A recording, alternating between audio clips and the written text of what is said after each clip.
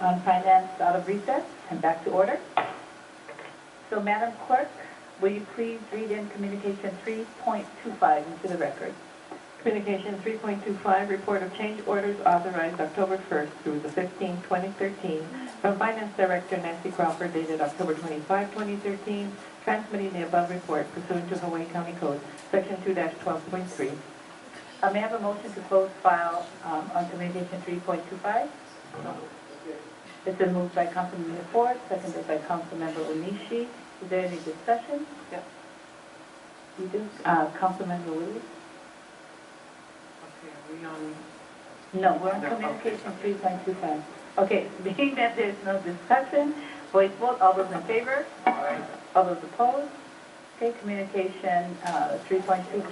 Madam Chair, could we please go to Resolution 140. Bill 15, I'm sorry, Resolution 140-13, since that's what everybody's here for. Correct. Okay, so if we're going to move directly to that, I'm just going to ask the council members how they feel about, hearing the public testimony. If we're moving to the 140-13, there may be some confusion on what this resolution is asking of our council as far as the granting of easements. So I don't know if we feel that we may need some legal just clarification on who's granting easement and we're not granting easement. They're asking. I might want to leave the discussion for an executive session, but Councilmember Ford. I want to speak first. I would like to speak before we consider that, and I think others do too. Before we consider going into if we need to get into executive session. Okay. So, being that this is in Councilmember Willie's district, I'm going to ask for Councilmember Willie. Excuse me. Madam Chair, Oh, I'm sorry. Yeah, I am so sorry. We need to read it into the record. So, Madam Clerk, will you please read Resolution 140-13? Sorry. Resolution 140-13, accept a grant of easement from Kohala LLC for public access purposes. The easements will provide vehicular public access parking, and a Makamakai and lateral walkable trail to the shoreline. Introduced by Ms. Poindexter, postponed July 23, 2013. Note there is a pending motion by Mr. Onishi and duly seconded by Mr. Kanuha to recommend adoption of Resolution 140-13. Okay, so Councilmember Willie. Yeah. You need a motion? No, that there is a Okay. pending motion already on the floor in a second. So, Councilmember Willie? Okay, thank you very much, Chair. I want to first clarify that this is not a rezoning. This is basically what's coming to us is as an acceptance of a grant of easement being transferred as a condition of a subdivision approval. So we're basically, this is like the last I that we're dotting on a, what is the planning director's approval on a subdivision. And there are some legal issues involved, but I want to just first say a couple things in terms of the who's who, as I see it. The developer, Kohala, in my view, has really done everything they were required to do by the planning department. It may be, the minimalist or whatever, but they basically followed through in terms of due process, in terms of rule of law, and what is your expectation of a developer to do that. On the other hand, we have the planning director, and it's not the current planning director. I want to clarify that. But back from the 90s, I think the actions of the planning department or the planning directors were abominable, absolutely abominable in this case. And, it's like the talk to the hand, and I just want to run through a few of those because it does affect how I view this case, and it affects in terms of a precedent and how we move forward. One is the failure to listen to the U.S. Department of Interior and their trail representatives and what I find that they were saying to the planning director. Failure to contact the South Kohala CDP or any of the Hawaiian groups in the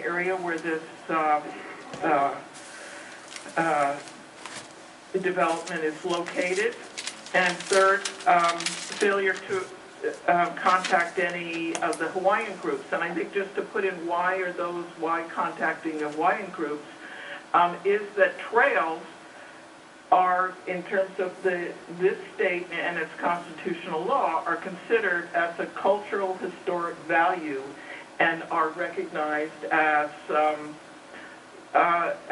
exceedingly important. Kamehameha III held up all of his negotiations to we have to have provision for the people to get to the sea, get to the port. So just in terms of that context, that's process. And just quickly in terms of substance, I just want to give a couple examples that only providing 3 parking spaces on a highway for the public, locating that, approving that parking be located, I think Tony Whittington said like the length of a football field, so you're walking along the highway, including where there's a gulch, and what I consider questionable area, approving a Malcolm Mackay pathway that it may be safe, but it's difficult. And then I think the key thing here was really the choice, where does one locate the trail, and instead of going along where I think it was clear that you did have the historic trails, it's instead right along the edge of the shoreline, which in many places is very steep. So again, every one of these things, our planning director, whether it was several of them, approved, and including in terms of that trail, instead of it being 20 feet as was in the subdivision approval, I believe, bringing it down to 10 feet, so you're walking, right along where the rocks are. So, I see our hands. There's some legal issues that we really are compromised in many ways, and I have one of the things that I think that the developer has rightly pointed out is that there's a legal document that the state basically gave up the grant of that trail back in I think it was 36 or 38. And, I just want to make sure on that no one says, oh, that didn't really eliminate it, but now you as the county council did eliminate that, some rights to that trail. And I think that just in terms of this, the last thing I see that coming down to us is the safety issue. I mean, is it still safe? I mean, ultimately, it's us that are going to have the liability if it's not. So I do have those concerns. And I just want to lastly say, I think the question is, I do think the legal question about the location of the trail, and then second, a possibility of referring it back to our current planning director and letting him take a look at it. I do want to again reiterate that I do feel, I want to make clear that I feel that the developer in this case has done all that they were required to do. Oh, thank you. Thank Councilmember Ford. Thank you, Mr. Belhanti. Please come forward. While our legal counsel is coming forward, I want to say that I agree with everything that Margaret said, but I want to add a little bit, just for the public. The only authority in the county for a subdivision is the planning director. The only authority in the county for an SMA permit is the planning director. Now, whether or not that former planning director did this correctly or legally is another issue. And I'm not going to get into that right this second.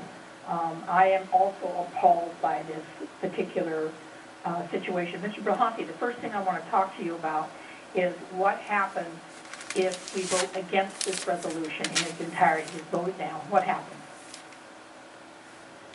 I'm glad we're getting this out of the way early. William Belhanti, Deputy Corporation Counsel. As I've been considering that question, I think one of the things I'm going to request at this time is that we move into an executive session. And the reason for that is I think there may be some potential liabilities attached, possibly, if the council was to make a determination that they weren't going to accept the dedication as it's being proffered here today. So that being the case, I'm going to request that we move into an executive session so that we can discuss potential legal. Okay, hang on. I'd like to get the Department of Interior, but don't leave, Bill. Please, gentlemen, come on up. One or both of you, which it doesn't matter to me. Please identify yourself into the microphone, and you first, and then the other gentleman. And then I want you to talk about the MOU, the Memorandum of Understanding that you signed with, the federal government signed with the state of Hawaii and the county of Hawaii. Please go ahead. Thank you. My name is Arka Arakaki, Superintendent with the Alakakai National Historic Trail, National Park Service. And my name is Rick Gamerkin. Okay. My name is Rick Gamerkin. I'm the archaeologist for the Alakakai National Historic Trail. Thank you. So either one of you gentlemen, please discuss the MOU, Okay. what it contains and what it binds the county and the state to. Okay, the MOU was written as a result of the adoption of our comprehensive management plan for the trail, which basically outlines how our management approach would be. And the MOU is a memorandum of understanding that allows us to work together in the implementation of the plan. So within the MOU, various county and state departments and divisions are mentioned, and how we are going to work with them in implementing this plan. When was the MOU signed? In 2010. 2010, okay. And this subdivision and the SMA was many years prior to that, okay? Just so that's on the record that we understand that. Secondly, Mr. Brillante, don't leave, somebody else can have questions for you. Mr. Brillante, the Highways Act of 1892, which said all trails that existed prior to that time are part of the public highway system. And that that's an act that was passed, and I don't know what year it was passed in, but does a planning director have more right to sign away, or the state have any right to sign away a public trail in violation of the Highways Act of 1892? Just yes or no? You know, fortunately, I wasn't around in 1892, but I was. I'm not familiar with that. I haven't reviewed that document recently, and I feel very uncomfortable with having to opine as to what that document stood for without the opportunity to have reviewed it and given it consideration.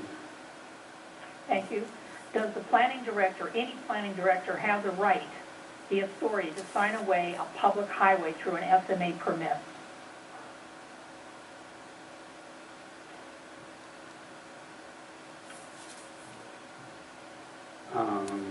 Again, without looking more into the issue of what constitutes a public highway and the requirements associated with that, I think we're kind of giving consideration to apples and oranges here. I think you're discussing a public highway and you're discussing an SMA in the same breath. My understanding of what an SMA is to protect the shoreline, access to the shoreline, and resources associated with the shoreline. And I'd be very hesitant to opine at this point as to whether or not the planning director can sign away ownership of a highway, pursuant to a SMA. I think that's a dangerous hypothetical we're considering. Let me answer this question a different way. Does the planning director have the right to sign away a public highway through a subdivision permit?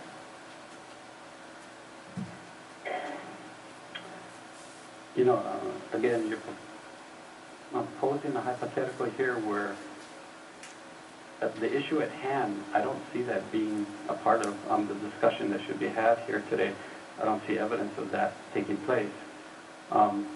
from the documentation I've seen in front of me that was provided by the applicant, as well as the file that's currently held at the planning department, my understanding was in 1936, the state traded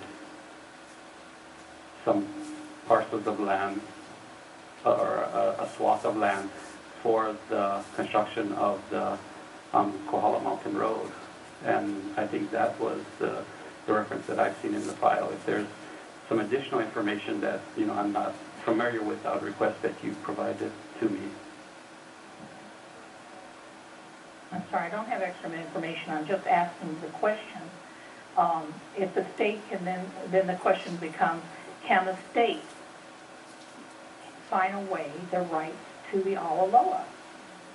Who has the right to violate our Constitution and sign away a public highway? That question would have to be posed to the State Attorney General or the Department of Land and Natural Resources. I'm not the attorney representing the state. All right. So we have a big problem here. My question is, does this council have a right to amend Resolution 140-13 to add back in the things that the public is complaining about?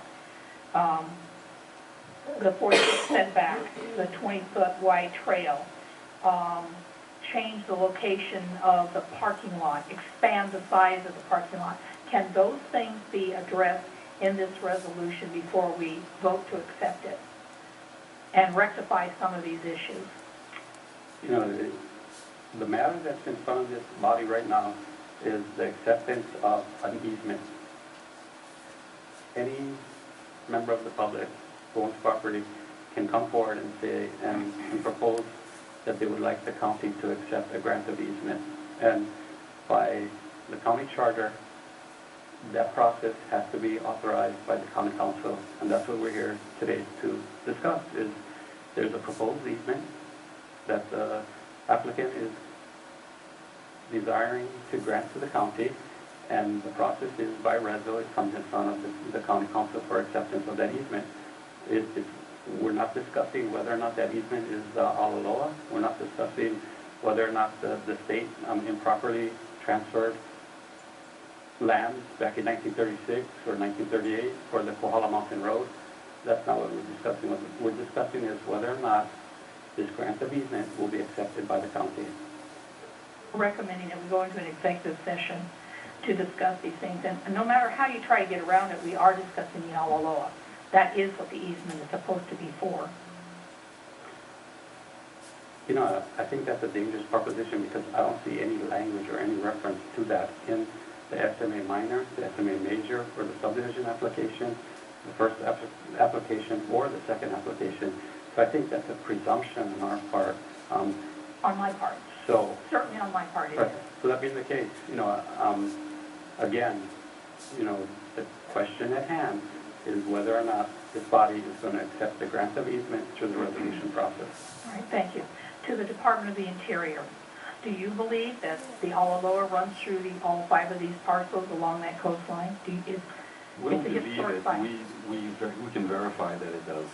Okay, so the U.S. government says that Awaloa exists in that location. Correct. Thank you. I yield. Yes, is there any Councilmember First? Thank you very much, Madam Chair. This is a tricky one. Sounds like we're kind of late. I love North Kohala. I was born in North Kohala. Used to dive and fish out there, surf out there. It's an amazing, beautiful place. I have a major issue. The parking lot is one thing. It's whatever. The trail is killing me.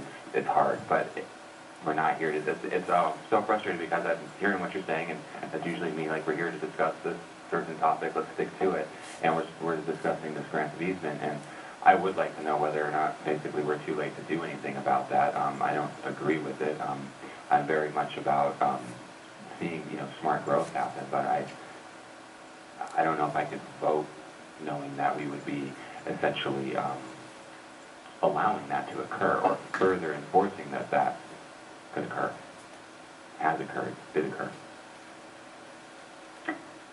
probably find out more in executive session, but I'm torn. As far as Yeah. easement goes, I'm down to go with the easement, but as far as Yeah, I trail have to- issue, it's beyond me. So I'll yield at this time. Yeah. And I think your suggestion of going into executive session so that we can get better clarification of how to proceed, I think is wise.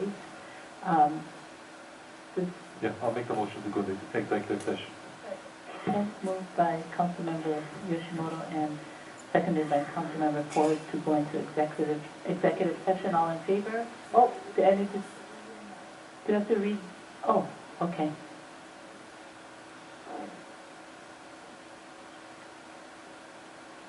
Alrighty, I'll restate the motion just to be clear. I move to go into executive session pursuant to section 92-5A4 for the purpose of consulting with council attorney on questions, issues pertaining to the council's powers, duties, privileges, immunities, and liabilities regarding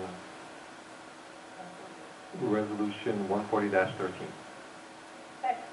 Okay, then moved by Councilmember Yoshimoto. Yeah, you did it. You did. And seconded by Councilmember Ford. There is no discussion on this part, so all in favor, say aye. Aye. All those opposed? Okay, so we're now in executive session. Hilo.